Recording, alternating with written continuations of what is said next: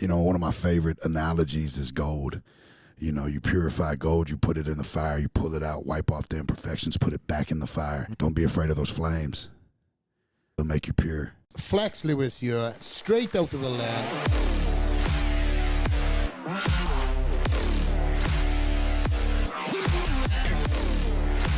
Today's guest is a rapper and country music singer with a polarizing background.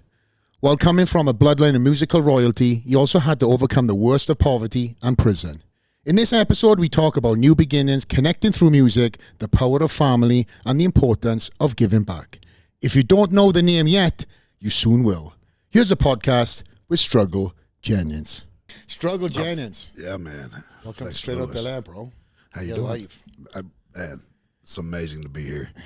Yeah, you kicked my ass yesterday in that gym.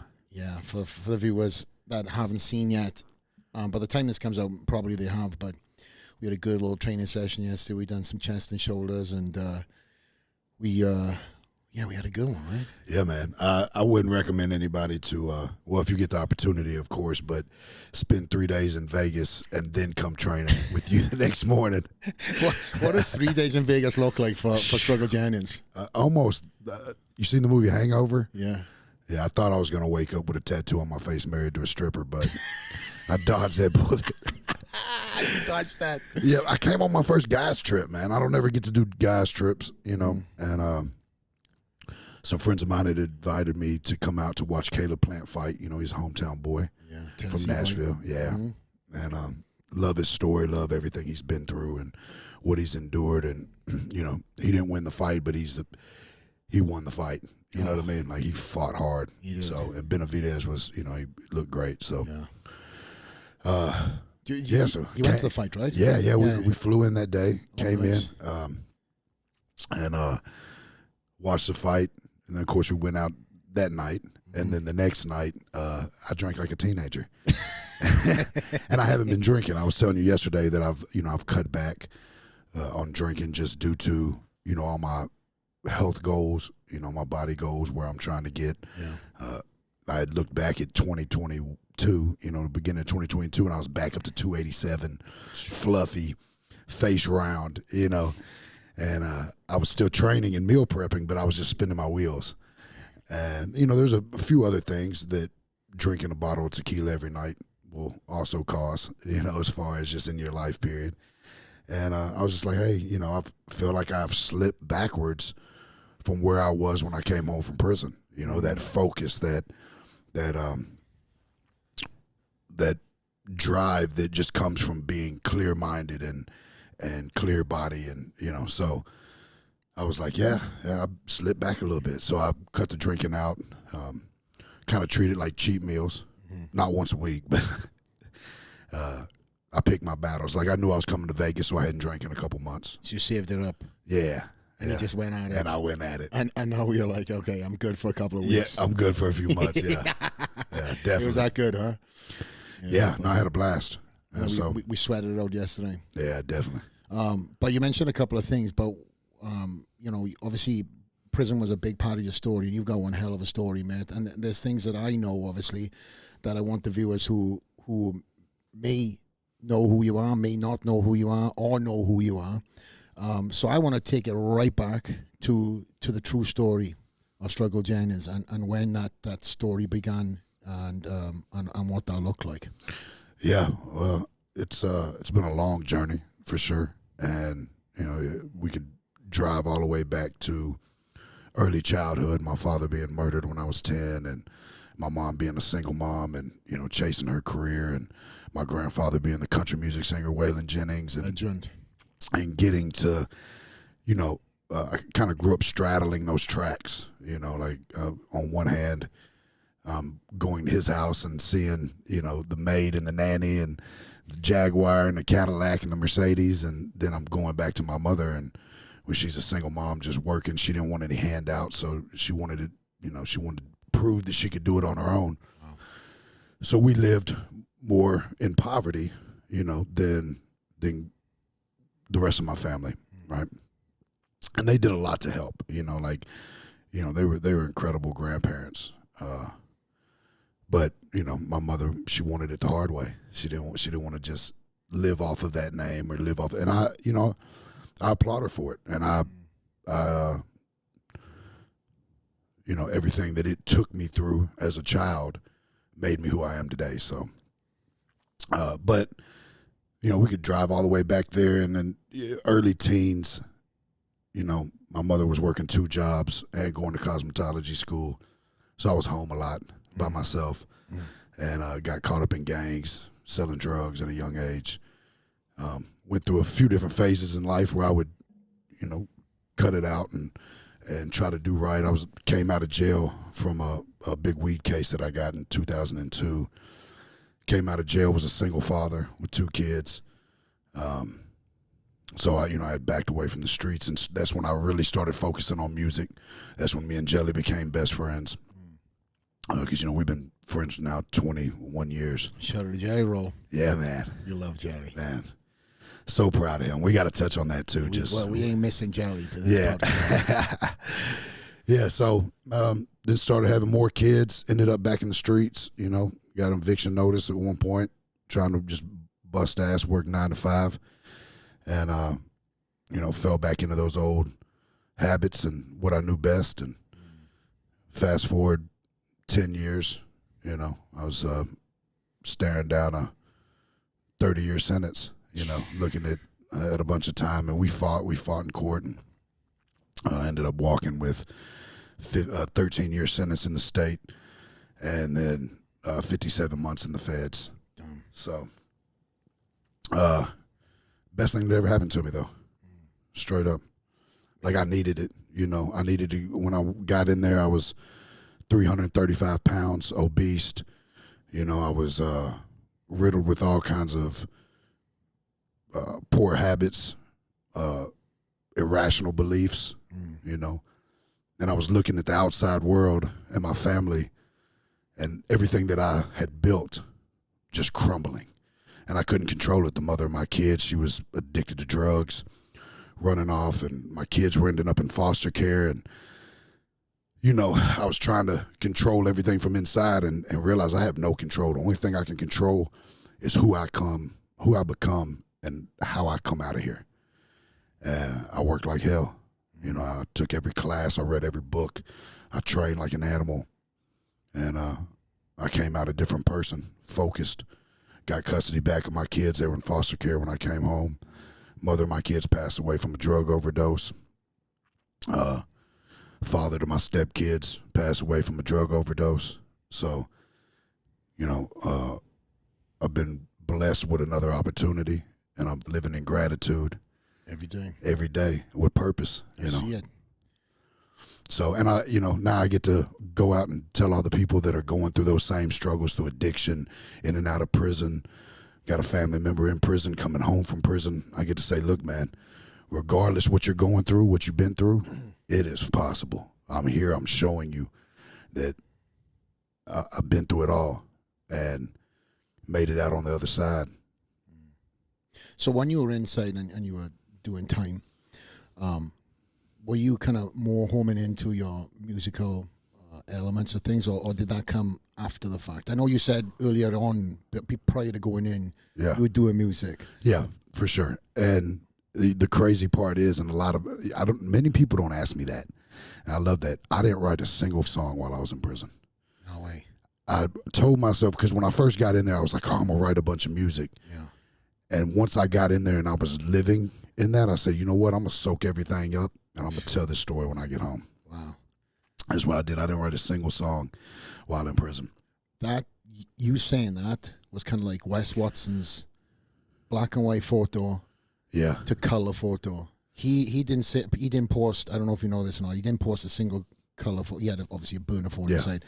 He had a black and white photo, and he said, the day that I post a color photo, I'm kind of out and moving on. Yeah. And his time of being locked down, putting the shoe, having solitary, was self.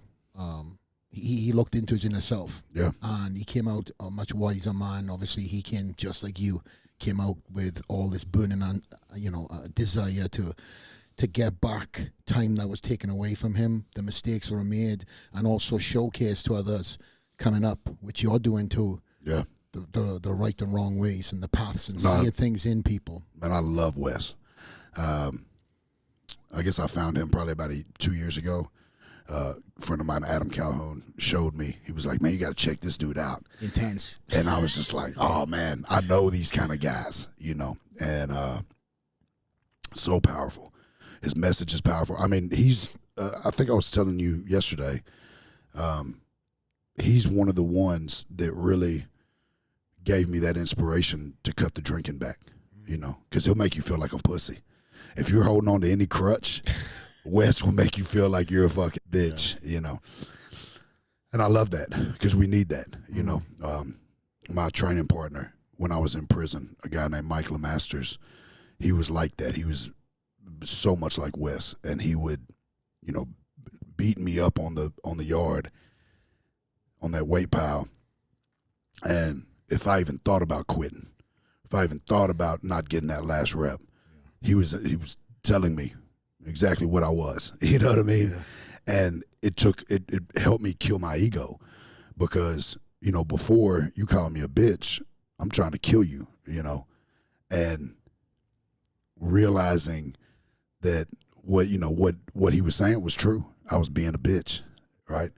And having to kill that ego and humble myself. And it helped me a lot in the process of stripping down, finding all those places where I was insecure or had crazy irrational beliefs. And, you know, we grew up learning all these different morals and values, right? And some of the things that we learned as a kid, like, you know, feed your family by any means necessary, or it's okay to do wrong if it's for the right reason. Those were those same beliefs, irrational beliefs that kept leading me back to prison. So having to find the root of all that and strip that down, and that came through, you know, mind, body, soul, and spirit. Like I had to strip completely naked and say, this is not who I want to be. This is not who I'm gonna come out. I owe more to my kids. You know, I like to justify all my criminal behavior with I'm doing it for the fam. And in the end, they were the victims. They were the ones that got hurt the worst. They were the ones that were drugged through the mud, you know, while I was sitting in a cell eating 3 times a day, you know. So, yeah, I love Wes, man. Wes he's super intense, and he's got a lot to offer. Yeah, so do you, though, bro. Yeah, no, we got similar stories. You know, we come from different sides of the country. Definitely, you know, different stories, but one and the same. We've both gotten out and shown whatever you want to do, you can do it. Yeah, you know, faith and hard work. You got to believe in yourself, and just go get it. And it's possible. You said that faith and hard work, and I mean, you went in 300 and something pounds. Yeah, came out 218.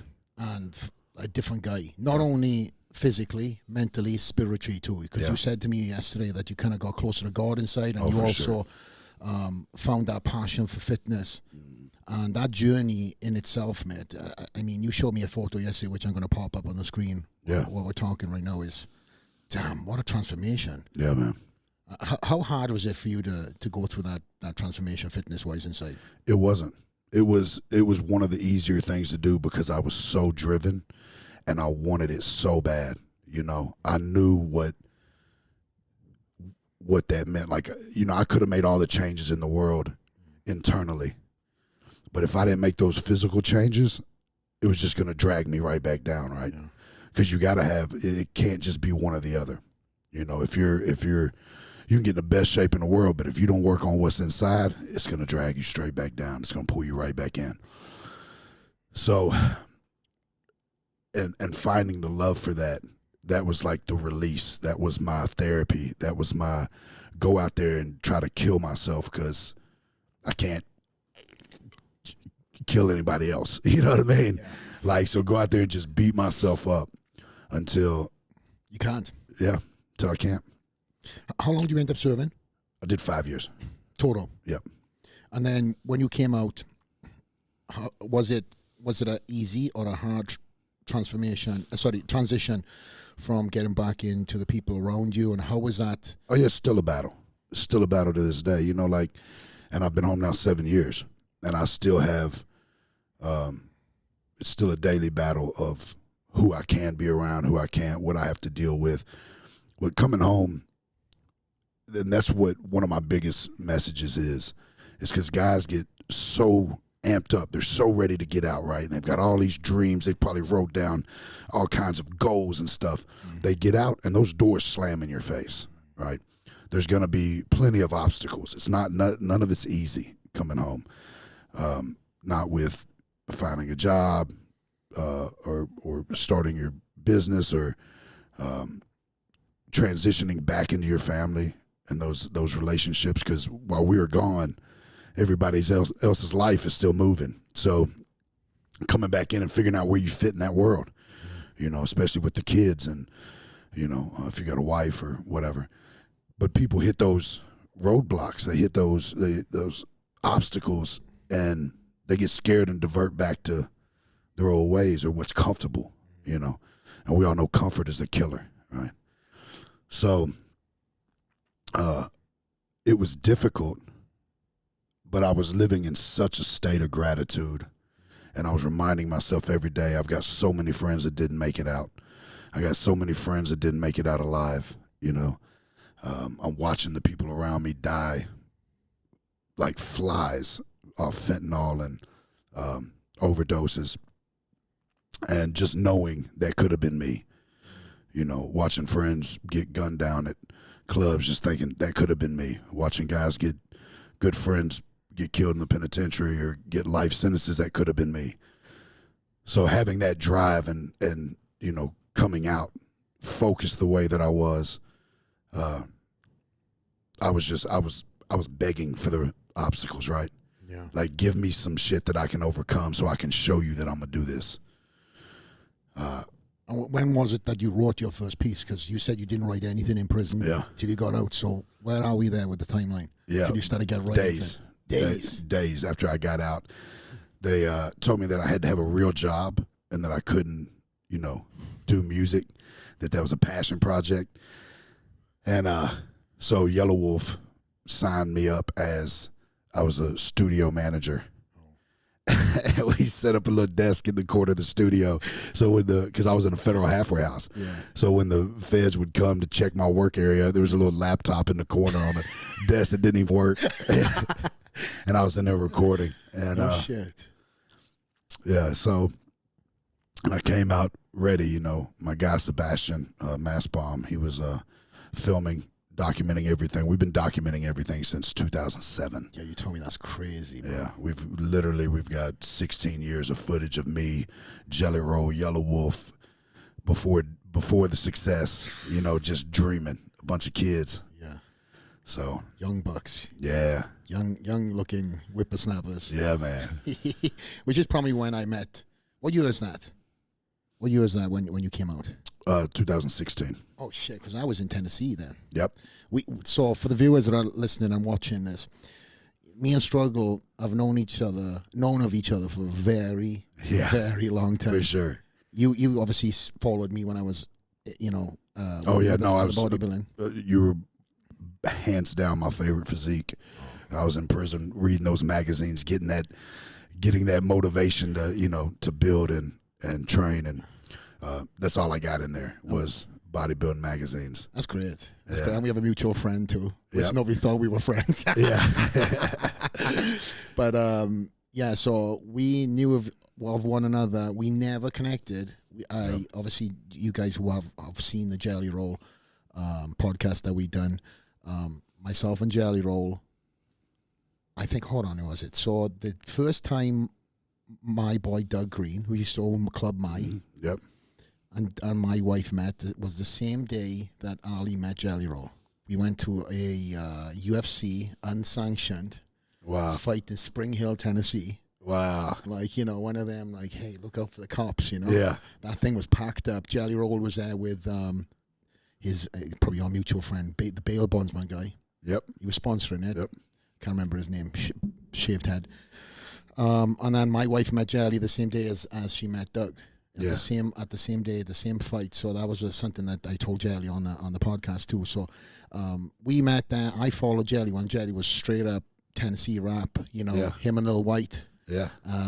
Pop Another Pill, Yeah. all that Yeah. era. Yeah. And you were in and around all that, but we never ended connecting because I was kind of like, I was so in the trenches with the fitness, and if I went out then I was Club My, you know.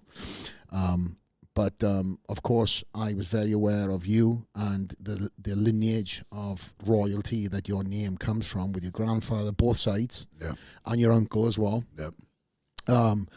And it was literally yesterday for all the viewers that myself and Struggle finally like physically met. Yeah. We've been speaking for a minute, I know. but physically met, and it was just like, it's like we knew each other, right, Father? For sure. That's it. It was just I like, feel like I've known you 20 years. yeah. So it was great for us to connect. But I don't want to kind of segue everything here, but I want to take you back to the music stuff, because literally this is why you now are blowing up. Yeah. For the viewers that are listening that don't know you and soon now will. Yeah.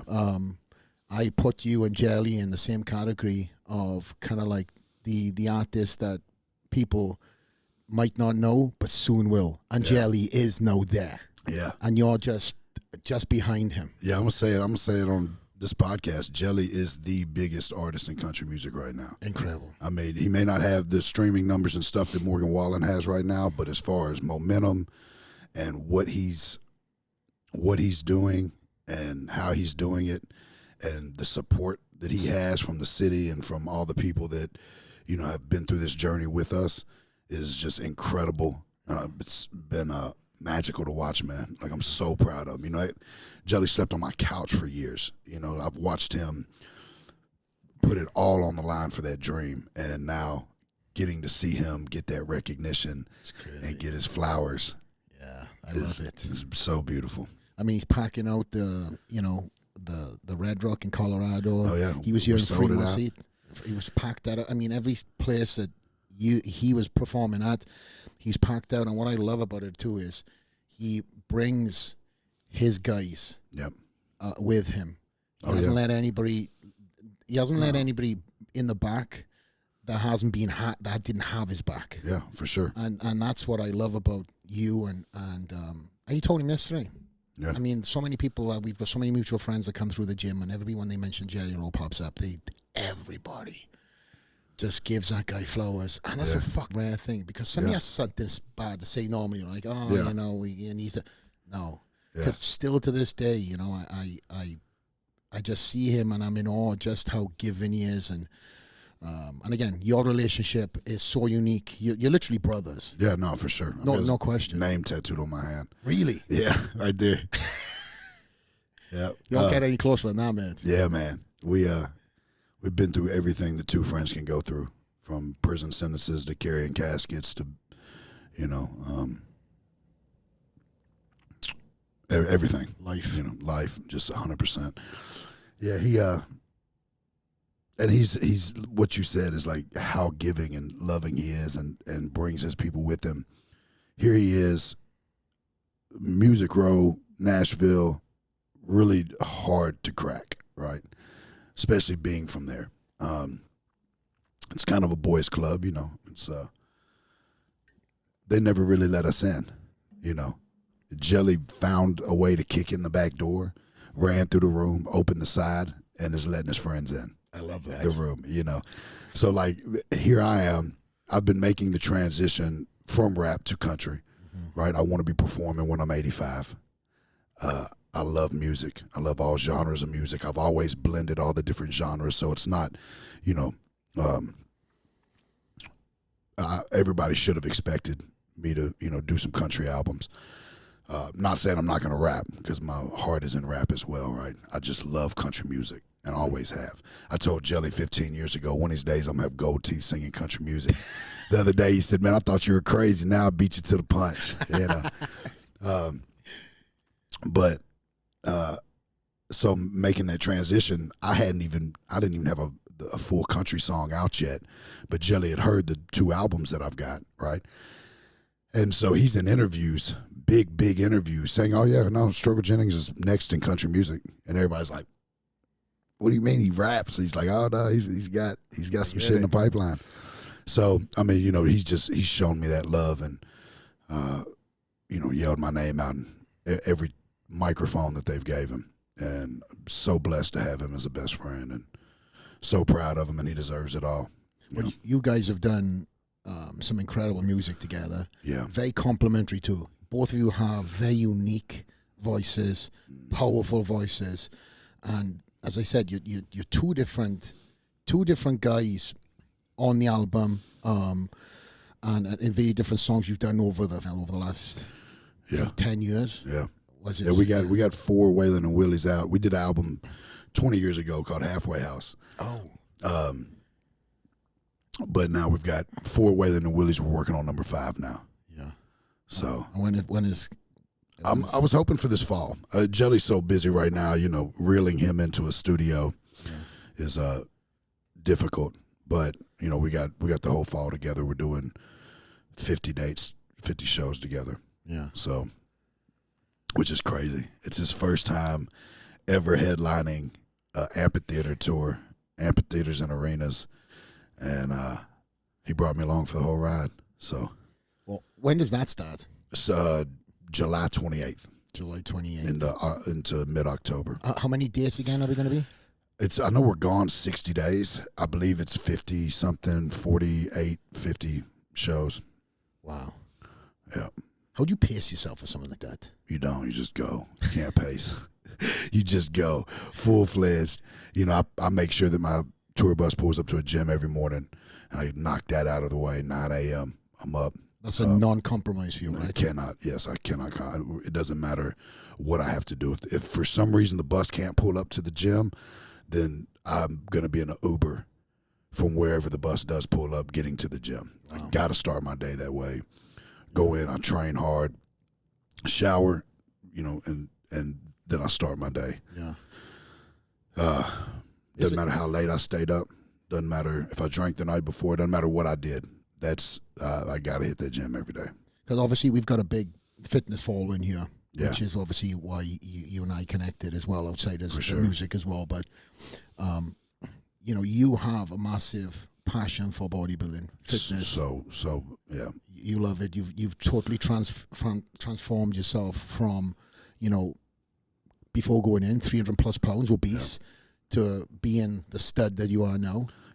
And we were talking yesterday on camera and off that this for you is a badge of honor. Yeah. You want to tell the viewers about that, as it's why such a badge of honor for you? Yeah, man. It's like a belt to me.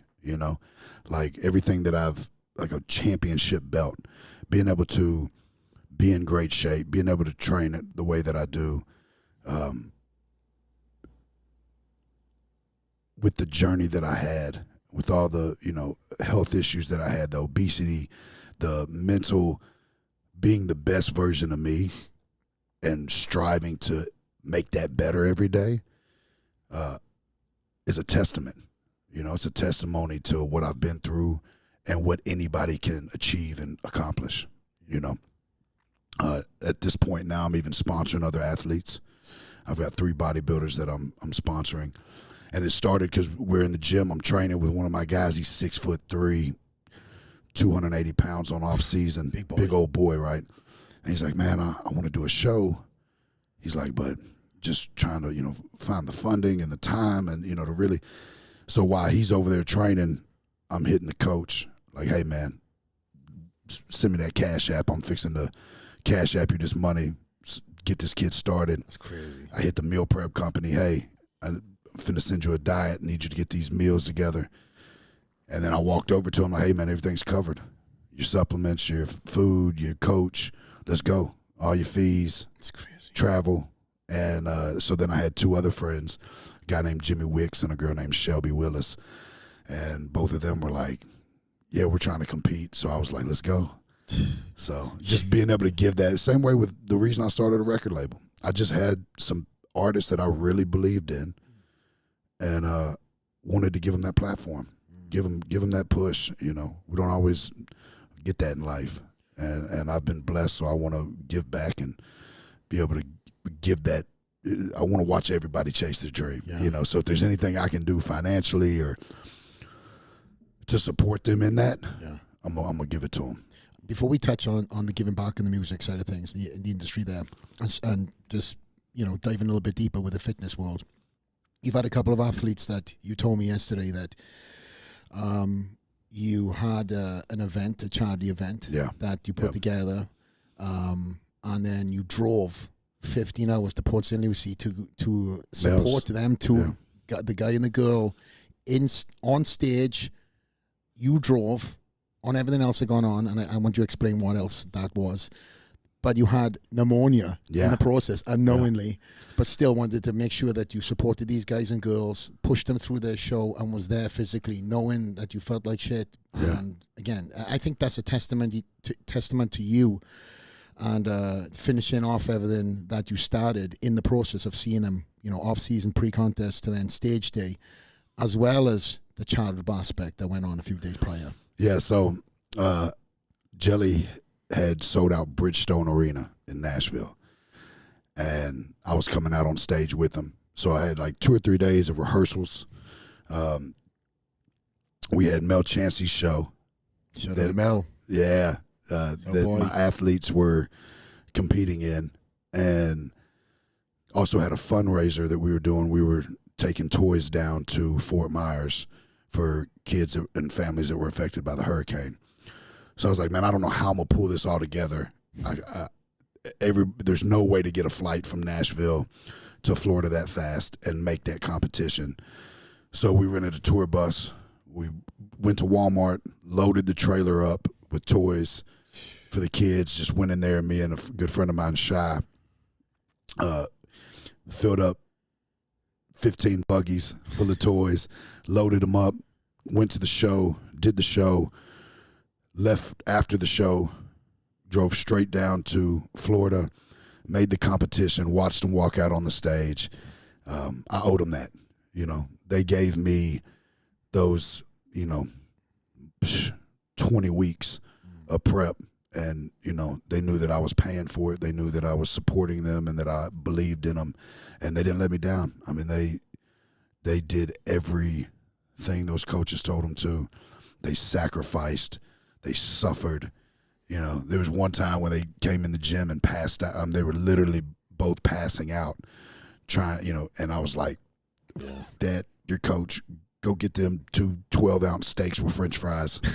Bring them to the gym. They're like 2 weeks out. I'm feeding them French fries in the gym. Like, no, man, y'all need some carbs. I don't want to hear it. But, and then we made it down. I got to hang out with Hulk Hogan. Yeah. That was epic. And then dropped off the toys the next morning. And crazy 36 hours. And I had full-blown pneumonia. Like, I couldn't even breathe. Went out there and pushed every bit of breath out to perform with Jelly at that sold-out arena. Unbelievable, bro. But it's wild for me to see both of you guys in Bridgestone. Yeah, that was crazy. Just to see that as a guy who lived in Nashville for energy, 8 years. Bro, the energy in there, it was emotional for sure. Yeah. Tell me about that, bro. Yeah, man. For you, for somebody who's probably grown up in that area, past that stadium or downtown so many times, what was that like for you? Yeah, I think me and Jelly have played every little club that holds 200 people down there. Mm-hmm. And so, of course, we've always had big dreams, but I don't know if I ever dreamed that I would be playing Bridgestone Arena. That almost seems not far-fetched, because you want to dream big. If your dreams don't scare you, they're not big enough. But I don't know if I ever really thought that we would make it there, and for him to sell that thing out like immediately, it's huge. Like I said, it was emotional. Just after everything that we've been through, after everything I've watched him endure, everything I've endured, for us to walk out there and share that stage for 16,000 people. Going wild. Going crazy. The energy was insane. Got goosebumps. Yeah, man. And, I got to say a few words. And, just looking at the people backstage that have been here for this whole ride and the whole journey, and watching how proud they were, and the emotions that they, everybody from probably the first 2 rows backstage were crying almost the whole night. I bet. It was just, it's that much of a proud moment. Yeah. And, like, it's another instance where everything that we went through, every person that passed away, every year that we did in prison, it didn't happen in vain because we turned it around, and now we have testimonies, and we're able to give that back and show people what's possible. Yeah. And change the lives of the people that are going through things all the way to our own families, When I came home from prison, my kids were in foster care. They had been drugged through the mud, hadn't seen their mother in years. And you look at them now, you never know they even went through that. Beautiful family, bro. They're all thriving, and because I didn't give up, and now I'm getting to show them, like, they know what daddy's done. They know where they've been, and now I'm able to show them, like, whatever you want to do in life, baby.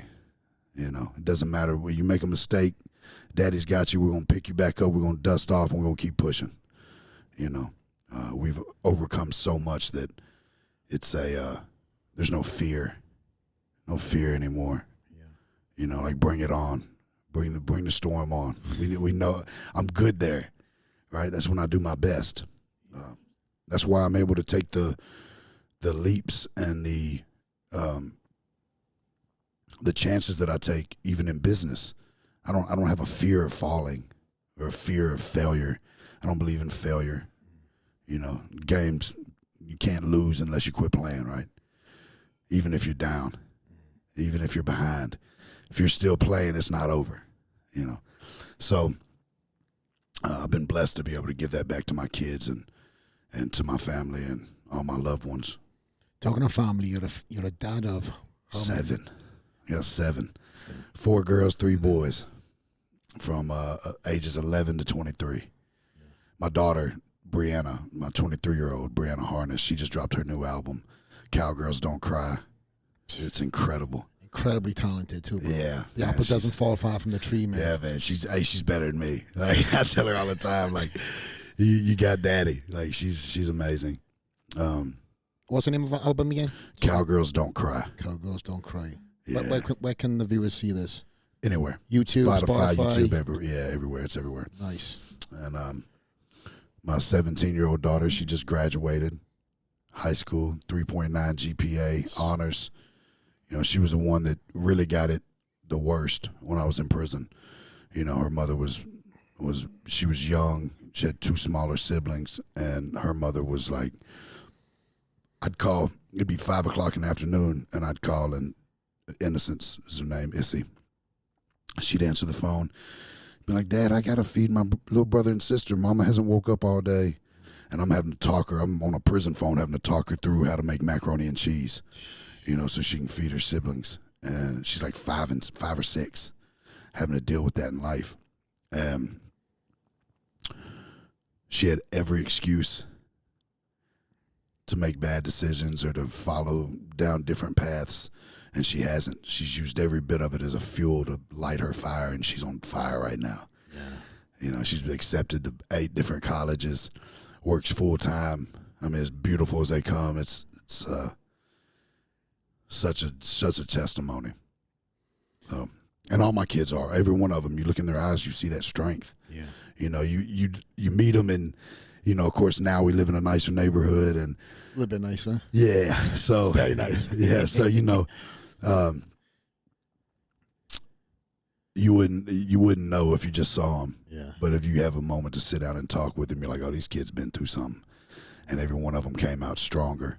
Mm-hmm. And because children are so resilient, right? And they give me that inspiration and that strength back every day. They give me purpose. Mm-hmm. And you're still in Nashville, right? Yeah. Yeah, we moved out towards Hendersonville. So right out there by the lake. Yeah. Got my dream home. The only thing I would change is put it on a couple hundred acres. So that's the next goal. I'm looking at Tennessee property again. Yeah. I love it out there, bro. Yeah, that's the next goal. A couple hundred acres. Rebuild the house that we got with a few changes, Yeah. So Tony, he's distracting me over there.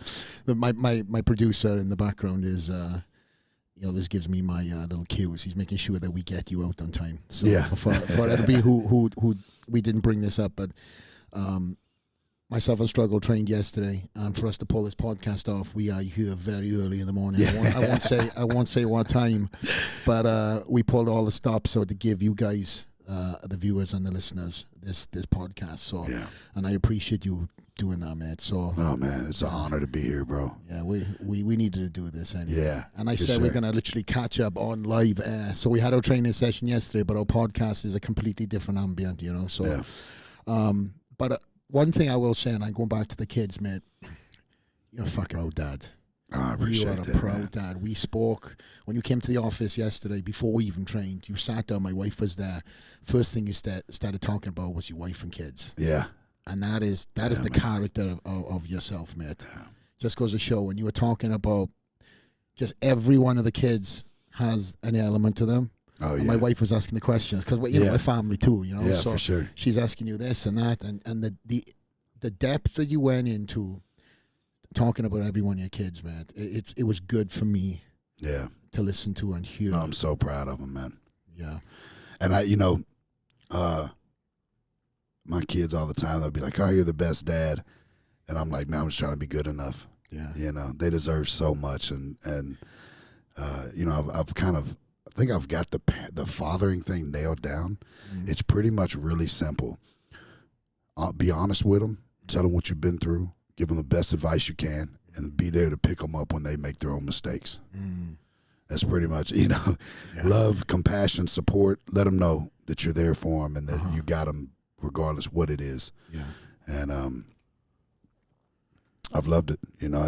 They give me purpose. They give me life. Yeah. How old is your oldest again? 23. 23. And the youngest is? 11. 11. Yeah. So we got an 11-year-old boy, 12-year-old boy, 13-year-old girl, 14-year-old girl, 17-year-old girl, 20-year-old son. He's about to be 21, and then my 23-year-old daughter. It's like a Brady bunch. Yeah, man. Yeah. Is anybody else outside of your daughter, being drawn into music as well?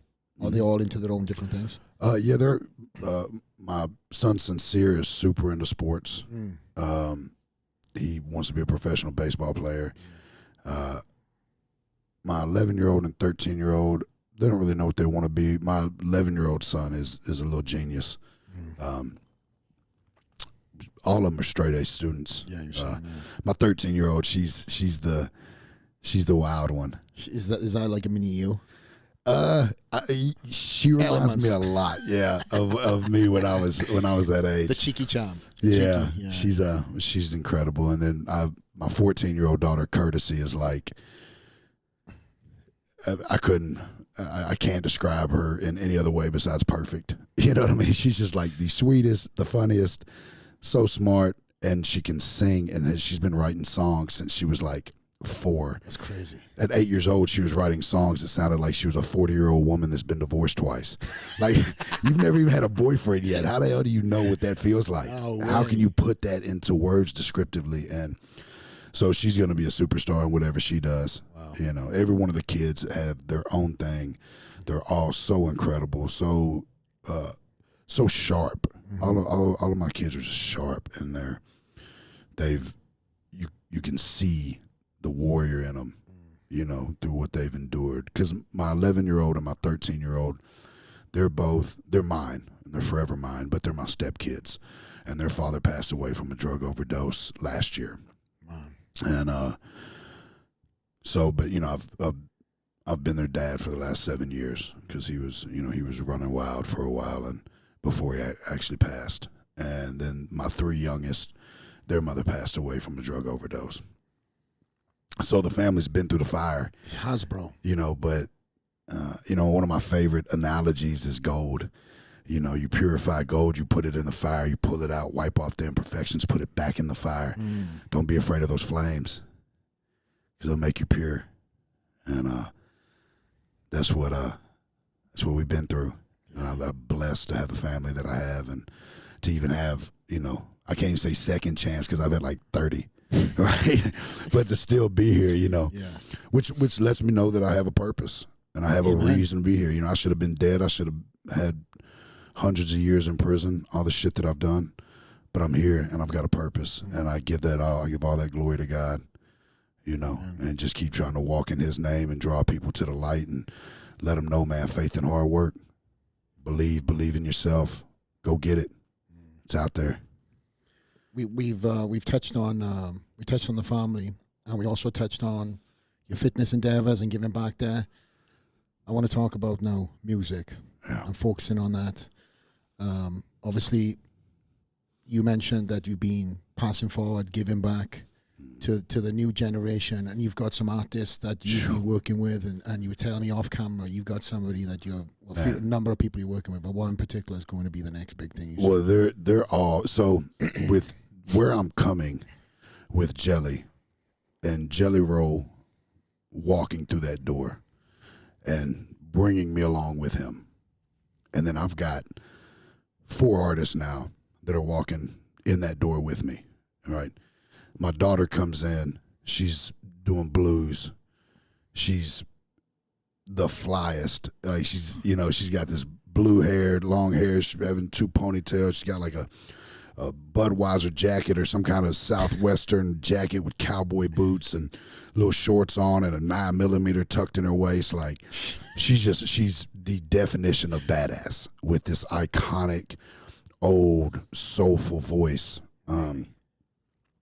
and she's been through everything that I've been through. You know, she was 13, 11, 12 when I got locked up, 16 when I came out, you know, and so she's just got an incredible story. And then I signed Caitlin Curtis, and we're working on her new country album right now, and she's literally going to be the Adele of country, or the female Chris Stapleton. Her vocal range and talent is unmatched. Like what she can do vocally, there's not another girl in country music that can do that. And so she's fixing to take country by storm. I believe it. I see it. And then I've got J.D. Huggins, who's this real deal Appalachian backwoods. I mean, he literally lives in a single wide trailer with 50 chickens in the yard, like fighting chickens, right? Like he's the real deal. All of them amazing songwriters, all of them authentic. Yeah. I've got another artist, Bonnie Stewart, who's Americana. She's a girl from, South Carolina, just sweet Southern girl. All of them incredible. All of them super authentic and the best at what they do. So not only do I get to give them that, but they're giving me all that back. I'm getting the opportunity to work with some of the greatest artists in the world and give them that push, because I know where they can be. I see it. I see it clear as day.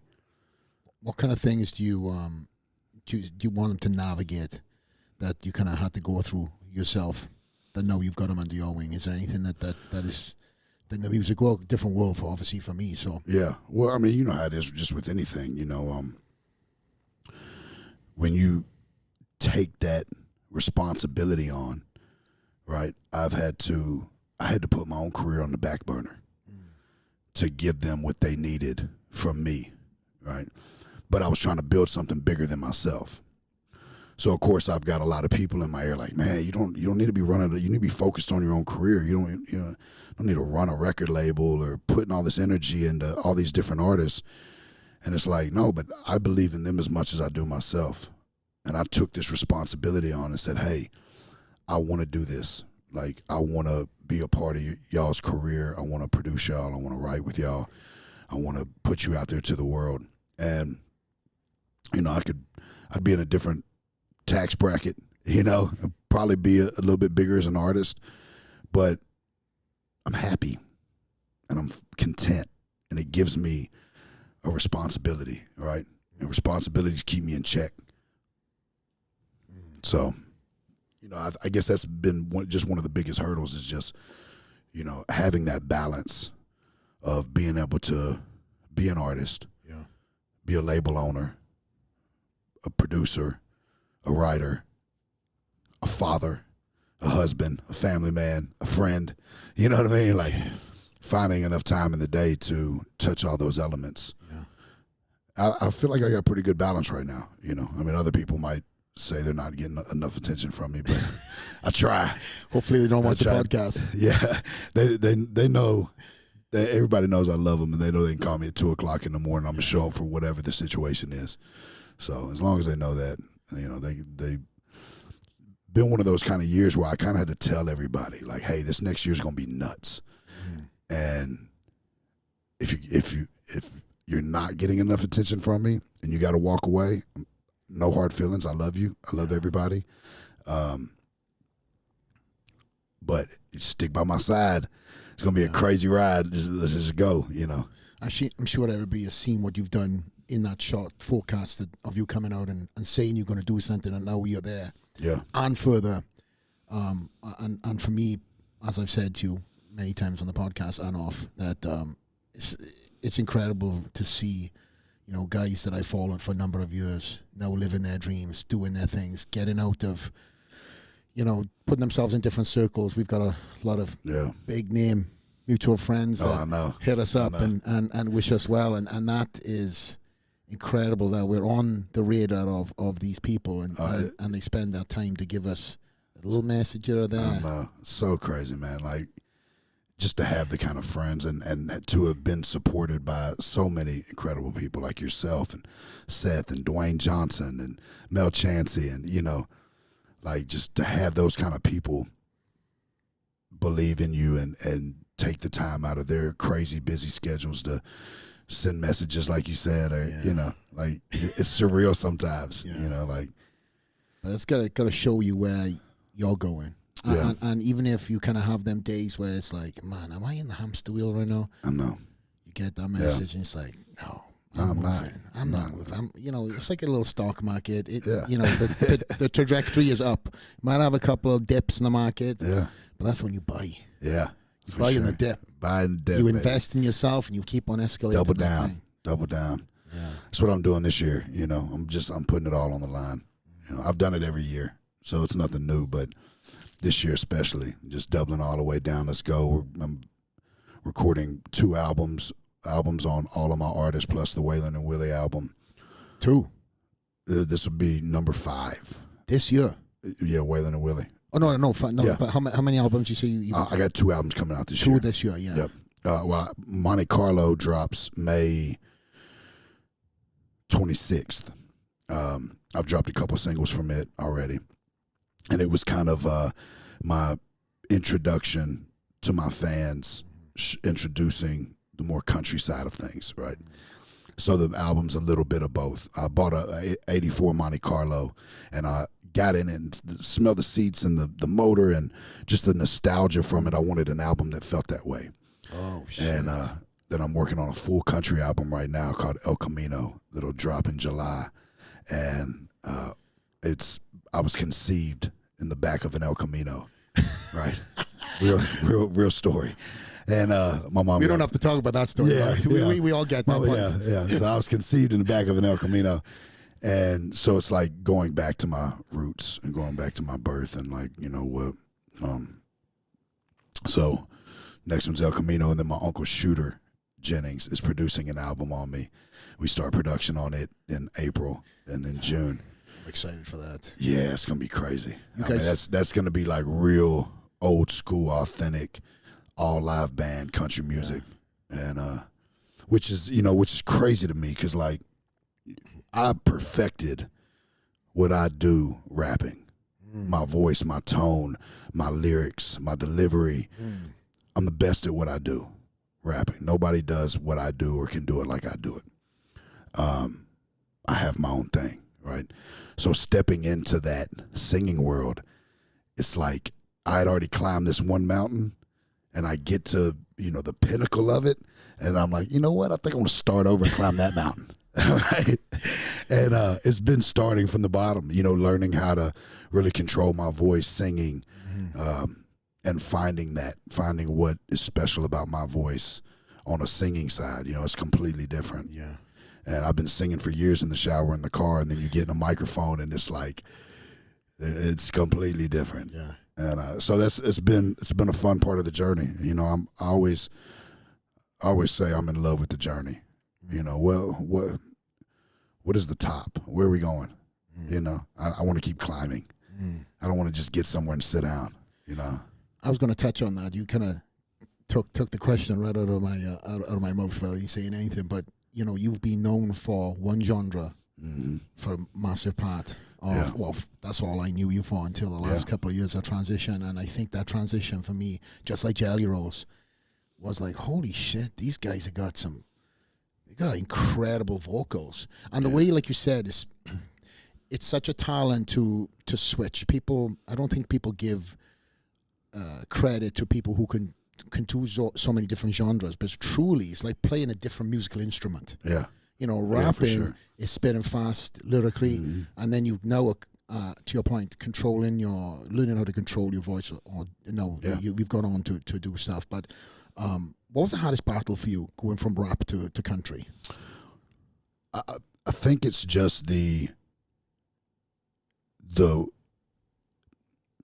what if, right? Like the singing and stuff, you know, and finding that and learning that and starting all over with that.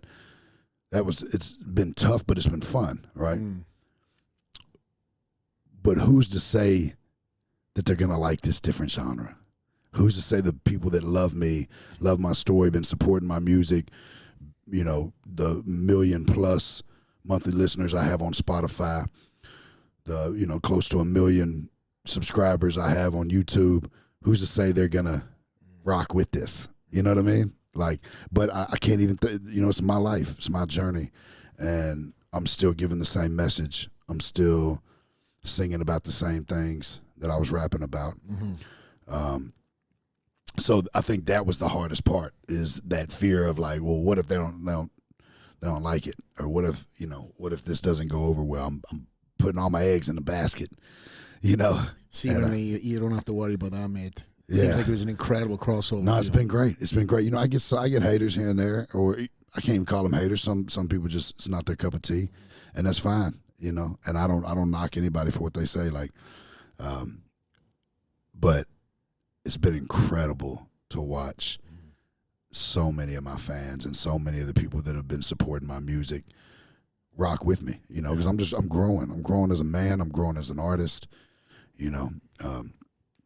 I love when people tell me, like, oh, man, you've changed. Well, was it supposed to change? I haven't changed who I am. I haven't changed my morals or my values or, you know, anything about who I am inside except becoming better, right? Yeah. That's what all this is for. That's what the growth is. That's what life is about, is a journey to become better, right? So I love it when they say, you forgot where you come from. It's like, no, I ain't forgot where I come from. I just ain't going back. Yeah. You know what I mean? So good luck with that shit. You can have it. Yeah. Well, obviously we got to get you to the airport soon enough. But I want to ask you this question before we shoot off and roll out. Where'd you see Struggle Jennings in a year, in 5 years' time? In better shape, making more money, making better music, being a better father. I just want to keep growing. I love where I'm at, man. I'm so blessed and so grateful, and I just want to keep bettering myself, the lives of the people around me. I want to inspire. I've got a lot of goals as far as getting back in the prisons and getting a chance to talk. I want to do a lot of public speaking. I've got a nonprofit foundation that I'm starting right now called the Struggle Will Heal, and it's for the families of guys that are incarcerated or girls that are incarcerated, helping out with the family and helping out with the transition of them getting back into society and back into their family. So guys or women that have kids and a family at home, and, you know, getting them all the possible resources that we can and helping them with that transition and trying to help, you know, knock down some of that recidivism rate, you know, and just inspire, show people, but also back it up with resources and proper help. And you said that's coming down the pipeline? Yeah, it's coming. We're getting all of it. All the other things that you got going on? Yeah. I also got a cigar, the Troubadour, that's out. I'm going to have to send you some of those. Are insane. I actually got hit up by a cigar enthusiast last night. Yeah. And he goes, man, I love that guy. He's a big cigar guy. And I was like, I'm glad you brought that up. So you get your own cigar. My own cigar, yeah. It's a beautiful blend out of Nicaragua and Ecuador, wrapped in Dominican Republic. And right now we've got the Troubadour, which is the medium blend, right? Also doing a darker one. It's going to be the Outlaw, fat, short, dark one, like a Maduro. And then also doing a smaller, sweet one called the Angel. So it'll be the Angels and Outlaws, and it'll be the Outlaw, the Angel, and the Troubadour. Wow. So yeah, I got the first batch of them in, man, and they're insane. So they're so smooth, so good, easy smoke. Yeah. Any other business endeavors or anything you want to tell the fans before we shoot off? Yeah, man. You got so much stuff you're working on, bro. We were So talking much, yesterday and I was just like, how do you balance this? But yeah, do a keep great working. job. Just keep working. You know, it's if something's falling short, just pick it up and fix it and keep going. I mean, because I think with the upbringing too, and your humble upbringings, and seeing family members that were striving, you've got you had that element to you. It's like, listen, I can achieve this. Yeah. They done it. You know what it's like to have nothing. I know what it's like to come from humble upbringings too.